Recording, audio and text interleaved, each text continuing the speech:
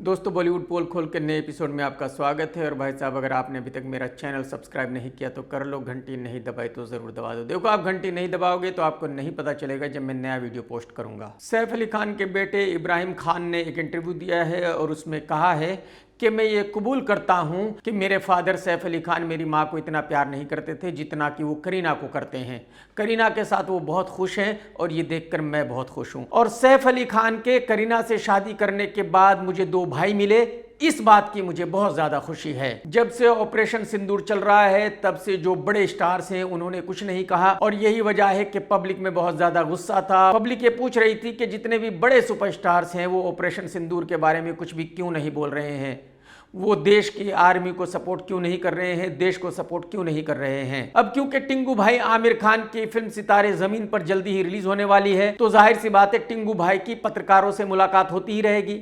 पत्रकार टिंगू भाई से इस बारे में सवाल पूछते ही रहेंगे। यही वजह है कि टिंगू भाई आमिर खान ने एक ऑफिशियल स्टेटमेंट रिलीज किया है और कहा है कि मैं देश की आर्मी को सैल्यूट करता हूं, मैं मोदी जी की स्ट्रांग लीडरशिप के फेवर में हूं। मुझे बहुत खुशी है कि मोदी जी देश को इतने अच्छे तरीके से संभाल रहे हैं। हालांकि टिंगू भाई ने इस स्टेटमेंट में कहीं भी पाकिस्तान का नाम नहीं लिया, कहीं भी पाकिस्तान को क्रिटिसाइज नहीं किया, कहीं भी ये नहीं कहा कि पाकिस्तान ने कुछ गलत किया था जिसका जवाब हिंदुस्तान ने दिया है। टिंगू भाई आमिर खान ने टर्की के प्रेसिडेंट को भी क्रिटिसाइज नहीं किया जो पाकिस्तान का बेस्ट फ्रेंड है। टर्की पाकिस्तान को फुल्ली सपोर्ट करती है।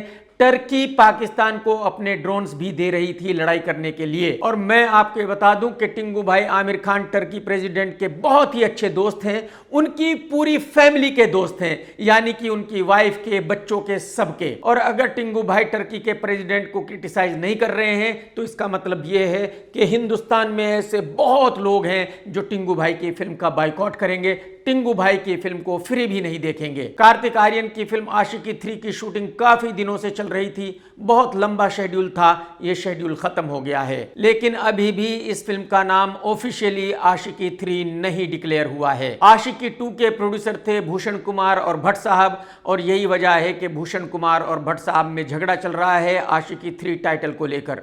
ये बात कोर्ट तक पहुंच गई है और कोर्ट ने यह फैसला दिया है कि ना ही भूषण इस टाइटल को यूज कर सकता है, ना ही भट्ट साहब इस टाइटल को यूज कर सकते हैं। तो उम्मीद ऐसी की जा रही थी कि झगड़ा समाप्त हो जाएगा और शायद भूषण आशिकी 3 टाइटल यूज करेंगे, लेकिन अभी तक भी ये झगड़ा खत्म नहीं हुआ है और फिल्म का ऑफिशियल टाइटल आशिकी 3 नहीं रखा गया है। और मुझे लगता है कि शायद ये होगा भी नहीं, बहुत कम चांसेस हैं। भाई साहब, अगली खबर तो मैं आपको बताऊंगा, लेकिन जो मैंने आपको कहा था कर लो सब्सक्राइब। टिंगू भाई आमिर खान की फिल्म सितारे जमीन पर जल्दी ही रिलीज होने वाली है। इस फिल्म का ट्रेलर आज रिलीज हो गया है। ये ट्रेलर जैसे ही चालू होता है दिखाया गया है कि आमिर की मां उसको टिंगू बुला रही है। इसका मतलब ये है कि आमिर खान ने ये कबूल कर लिया है कि हाँ वो टिंगू है। इसका मतलब ये है कि अगर मैंने आमिर का नाम टिंगू रखा हुआ है, मैं उसको टिंगू बुलाता हूं तो ये बिल्कुल गलत नहीं है। आमिर को इसमें कुछ भी बुरा नहीं लगता।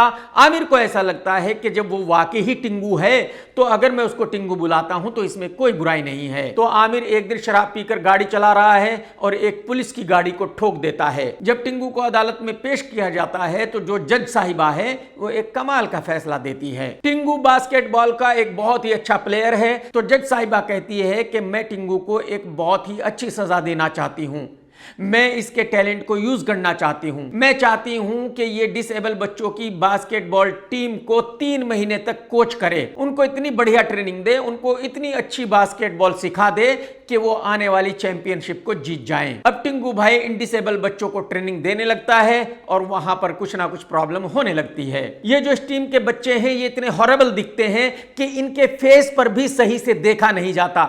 इनके फेस पर देखकर ही ऐसा लगता है कि यार मुझे ये चेहरा नहीं देखना है। तो ऐसे बच्चों के साथ बास्केटबॉल पर एक फिल्म को बनाने का मतलब क्या है? उसका मतलब सिर्फ ये है, टिंगू भाई का ऐसा सोचना है कि जो टिंगू भाई की फिल्म थी लगान, उसमें भी ऐसे ही लोग थे, कचरा पचरा, और डायरेक्टर ने उन कचरा पचरा को लेकर ही इतना बढ़िया इमोशन खड़ा कर दिया था कि वो फिल्म बहुत बड़ी ब्लॉकबस्टर हो गई थी। तो टिंगू को यह लगता है कि जब ये टीम क्लाइमैक्स में मैच जीतेगी, चैंपियन बनेगी, तो बहुत ही जबरदस्त इमोशन खड़ा हो जाएगा और हर किसी को ये फिल्म बहुत पसंद आएगी और ये फिल्म बहुत बड़ी ब्लॉकबस्टर हो जाएगी। लेकिन मैं टिंकू भाई को ये बताना चाहता हूं कि लगान की कहानी क्रिकेट पर आधारित थी, जो हिंदुस्तान में एक धर्म माना जाता है, और ये फिल्म बास्केटबॉल पर आधारित है, जिसको ना ही हिंदुस्तान में कोई जानता है, ना ही किसी को खेलना है और ना ही इस खेल के बारे में किसी को जानना है। किसी भी फिल्म का अच्छा या बुरा तब साबित होता है जब पब्लिक थिएटर में जाती है उस फिल्म को देखने के लिए। ये एक ऐसी फिल्म है,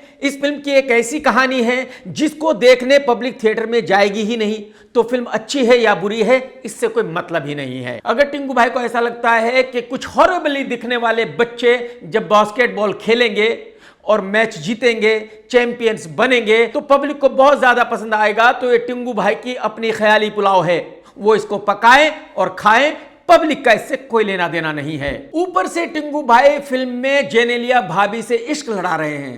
अरे भाई साहब, टिंकू भाई कुछ तो शर्म कीजिए, कुछ तो मर्यादा रखिए। अरे जेनेलिया 2 बड़े बच्चों की अम्मा है, आप उससे इश्क कर रहे हो? हद हो गई यार। मुझे ये देखकर पर्सनली बहुत बुरा लगा, लेकिन इसकी वजह यह हो सकती है कि मैं जेनेलिया भाभी को पर्सनली जानता हूं। पब्लिक भी ऐसा ही सोचेगी, ये मैं गारंटी के साथ नहीं कह सकता, लेकिन ये मैं जरूर कह सकता हूं कि बहुत सारे ऐसे लोग होंगे जिनको ये पसंद नहीं आएगा कि टिंकू आमिर जेनेलिया के साथ फ्लर्ट करे। मैं यहां आपको ये भी बताना चाहूंगा कि ये फिल्म ऑफिशियल रीमेक है स्पेनिश फिल्म चैंपियंस की, और मैं यहां आपको ये भी बताना चाहूंगा कि टिंकू भाई इस फिल्म को लेकर बॉलीवुड के सभी एक्टरों के पास गया था।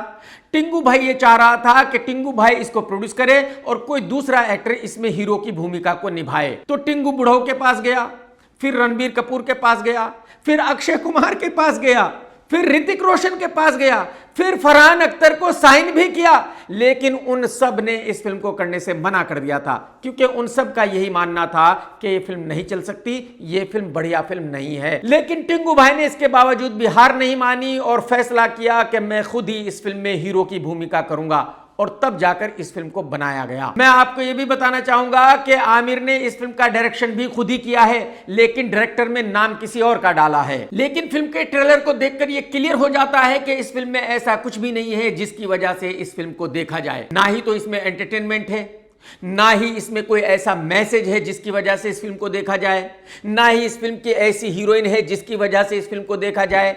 टिंकू भाई की खुद की आज की तारीख में कोई फैन फॉलोइंग नहीं है, हिंदुस्तान में किसी को भी टिंकू भाई की फिल्म देखनी ही नहीं है। तो जब कोई एक भी ऐसा रीजन नहीं है जिसकी वजह से इस फिल्म को देखा जाए, तो ये फिल्म कैसे चल सकती है? जाहिर सी बात है, कोई तरीका ही नहीं है इस फिल्म के चलने का। मैं आपको ये बता दूं कि टिंकू भाई की पिछले 10 साल में आने वाली ये तीसरी फिल्म है।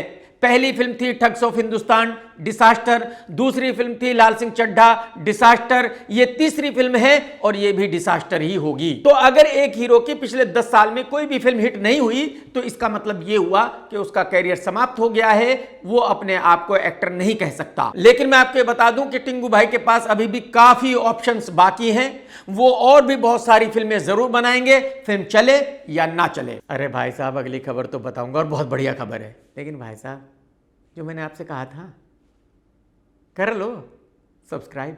अक्षय कुमार की फिल्म हाउसफुल 5 जल्दी ही रिलीज होने वाली है। इस फिल्म का टीजर रिलीज हो गया है और टीजर को लेकर बहुत बड़ा बवाल हो गया है, कंट्रोवर्सी हो गई है। अगर आपको याद हो तो इस फिल्म के टीजर में हनी सिंह का एक गाना है, हनी सिंह ने उस गाने को अपना बताया। जो इस फिल्म के निर्माता है साजिद नडियाडवाला, जब उन्होंने हनी सिंह से ये गाना लिया था तो हनी सिंह ने राइटिंग में उनको लिख करके दिया था कि ये गाना 100% उन्हीं का है, इस गाने पर किसी और का कोई अधिकार नहीं है। लेकिन एक दूसरे प्रोड्यूसर ने ऑफिशियली ये कहा है कि ये गाना उनका है, इस गाने पर पूरा अधिकार उनका है। हनी सिंह ने जो इस गाने में आवाज दी थी उसके लिए हनी सिंह को पेमेंट कर दिया गया है। हनी सिंह का इस गाने पर कोई भी अधिकार नहीं है। निर्माता साजिद नडियाडवाला की कंपनी का एक यूट्यूब चैनल है, उस पर भी इस टीजर को रिलीज किया गया था। लेकिन जब इस गाने के असली निर्माता ने कंप्लेन की तो यूट्यूब ने उस टीजर को साजिद नडियाडवाला के यूट्यूब चैनल से हटा दिया। अब साजिद ने लीगल नोटिस भेजा है यूट्यूब को और कहा है कि फौरन ही मेरा टीजर वापसी अपलोड किया जाए, अगर आप नहीं करेंगे तो मैं आपसे 25 करोड़ रुपए का हर्जाना लूंगा। ये तो मैं गारंटी से कह सकता हूं कि जल्दी ही इस प्रॉब्लम का हल निकाल लिया जाएगा और इस प्रॉब्लम का हल निकालेगा हनी सिंह, कोई और नहीं निकालेगा। लेकिन मैं ये भी बताना चाहूंगा कि साजिद नडियाडवाला यूट्यूब का कुछ भी नहीं कर सकता, यूट्यूब से 1 रुपया भी नहीं ले सकता। यूट्यूब ने अगर उस टीजर को हटाया है तो 100% लीगली हटाया है, क्योंकि किसी दूसरे प्रोड्यूसर ने यह साबित किया है कि वाकई ही उस गाने पर उनका अधिकार है, हनी सिंह का नहीं है। तो अगर हनी सिंह ने साजिद को कुछ भी लिख करके दिया है तो वो गलत है, झूठ है। साजिद हनी सिंह पर केस भी कर सकता है, हनी सिंह के खिलाफ एक्शन भी ले सकता है और हनी सिंह से हर्जाना भी ले सकता है, लेकिन यूट्यूब से हर्जाना नहीं ले सकता। ये तो मैं आप लोगों को कितनी बार बता चुका हूं कि बुढ़ो बेचारे की ऐसी हालत है आज की तारीख में कि सही से चल नहीं सकता, बैठ नहीं सकता, उठ नहीं सकता, पेट इतना बड़ा है वो पेट ही नहीं संभाला जाता, बाकी की चीजें तो छोड़ ही दीजिए। लेकिन बुढ़ो कुछ ऐसे फोटो पोस्ट करता रहता है, कुछ ऐसे वीडियोस पोस्ट करता रहता है जिनसे लोगों को लगे कि ये भाई तो बहुत फिट है, इसके तो 6 पैक्स हैं और ये तो एकदम जवान है। कभी कंधे का फोटो डालता है कि देखो मेरा कंधा, देखो कंधा। अबे कंधे से पेट का क्या लेना देना मेरे भाई। अब बुढ़ऊ की एक वीडियो वायरल हो रही है और उसमें देखा जा सकता है कि बुढ़ऊ का इतना बड़ा पेट है। उस पेट को लेकर पूरी दुनिया बुढ़ऊ का मजाक बना रही है, पूरी दुनिया कह रही है कि यार तुम कितना झूठ बोलते हो, कैसे कैसे फोटो पोस्ट करते हो और दुनिया को बताते हो कि तुम्हारे 6 पैक्स हैं। इस पेट को तो संभालो, ये इतना बड़ा पेट दिख रहा है। बुढ़ऊ भाई क्यों अपनी बेइज्जती करा रहे हो दोस्त। कैरियर खत्म हो चुका, कोई फिल्म देखने वाला नहीं है बुढ़ऊ भाई अब आपकी।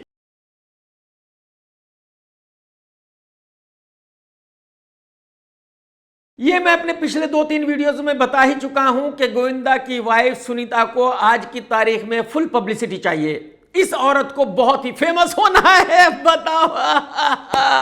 तो सुनीता कुछ ना कुछ इंटरव्यू देती रहती है, कुछ ना कुछ कहती रहती है। अब सुनीता ने कहा है कि सलमान ने गोविंदा की बहुत हेल्प की है, अगर सलमान गोविंदा को पार्टनर नहीं देता तो गोविंदा का कमबैक कभी नहीं होता। मैडम जी, मैं आपको याद दिलाना चाहता हूं कि उस फिल्म के आने के बावजूद भी गोविंदा का कमबैक नहीं हुआ। आज भी गोविंदा घर पर बैठा हुआ है बिना किसी काम के। आज भी गोविंदा दिन भर गेट की तरफ देखता रहता है कि कोई भूला बिसरा प्रोड्यूसर आ जाए, छोटा मोटा काम ही ऑफर कर दे, लेकिन कोई करता नहीं है। खैर, सुनीता ने खुद ही कहा कि जो गोविंदा है वो बहुत बड़ा फ्लॉप हो चुका था, उसकी जो एटीट्यूड थी वो बहुत ज्यादा खराब थी और यही वजह है कि बॉलीवुड में कोई भी उसके साथ काम नहीं करना चाहता था। और फिर उसके बाद मैंने डेविड धवन को कॉल किया, मैंने उनसे रिक्वेस्ट की कि इसको कोई काम दे दीजिए, ये मेरी जिम्मेदारी है कि टाइम पर शूटिंग करने आएगा, कोई प्रॉब्लम नहीं करेगा। और मेरी पर्सनल गारंटी पर डेविड धवन ने गोविंदा को पार्टनर फिल्म में लिया था। इसका मतलब क्या हुआ? इसका मतलब यह हुआ कि सुनीता खुद ही अपने हस्बैंड की ऐसी की तैसी कर रही है, सुनीता खुद ही अपने हस्बैंड को जलील कर रही है, सुनीता खुद ही दुनिया को बता रही है कि उसका हस्बैंड कैसा है, सुनीता खुद ही ये दुनिया को बता रही है कि उसके हस्बैंड का कैरियर खत्म हो चुका है।